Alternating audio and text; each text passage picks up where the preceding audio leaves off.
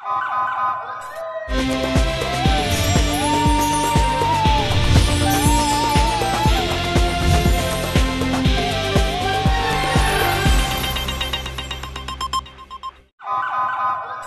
पहले नजर डालते हैं अब तक की बुलेटिन। जी बिल्कुल, मसीह बरादरी आज ईस्टर का त्यौहार पूरे जोशो जज्बे और मजहबी अकीदत के साथ मना रही है। इस मौके पर अल सुबह मसीह बरादरी ने अमन कैंडल जुलूस निकाला। मसीह खवातीन और बच्चों ने मोमबत्तियाँ और खुशबूदार फूल अगरबत्तियाँ रोशन करके की हुई थी। कैंडल जुलूस में अमन के गीत गाते हुए नारे भी लगाए गए, जबकि कैंडल अमन जुलूस में मुल्क की सलामती खुशहाली के लिए खुसूसी दुआएं भी की गई।